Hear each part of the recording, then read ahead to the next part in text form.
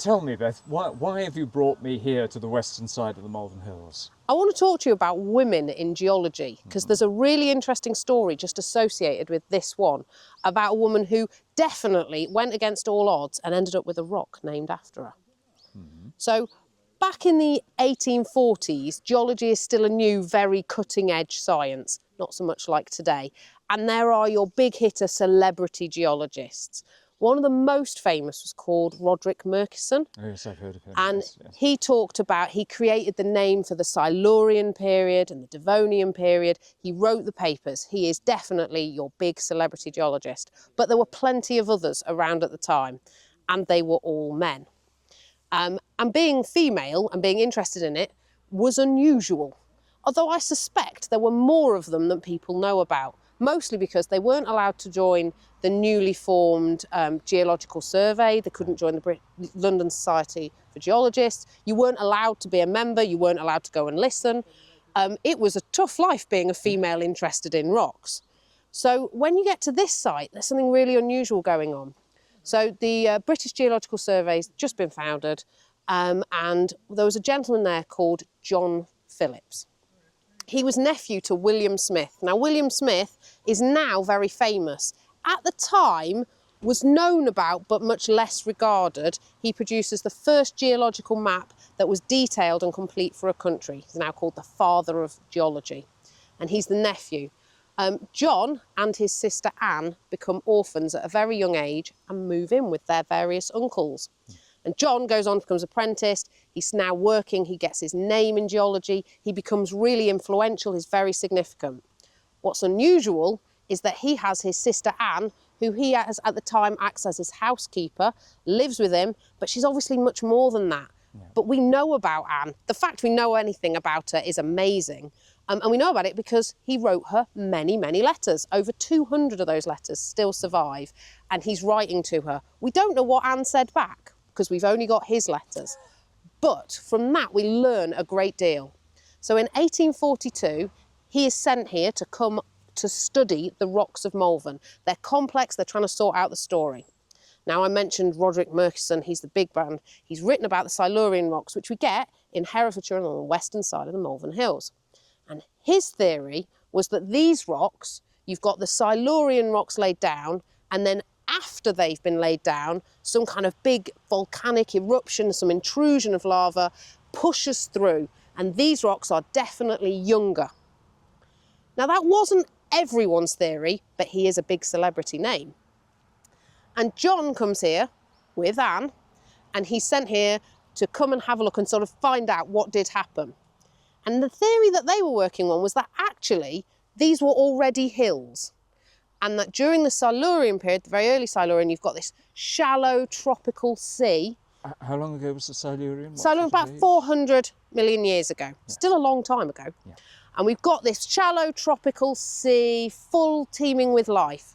And he said, well, if this existed then as a range of hills that were there and solid, what you'd expect is the sea would wear a little bit of away and then would build up some little fragments of these hills along with the debris of life, so shells, bits of sort of coral, that kind of thing, or early examples of, and they'd all form together to form what we call is a conglomerate, which is rounded pebbles and other bits of rock all mixed together, and they would be cemented together, glued together, and they'd form a rock. So they come here and they're all chatting about how this is going to happen. And Anne goes off, has a stroll along the western edge of the Malvern Hills, and what Anne does is spots that exact rock type. And I have a little sample of it here. Yes. Yeah. So what you can see is we've got lots of little bits of pebbles. These are pebbles of the Malvernian rock, and they're mixed in with bits of shell fragments.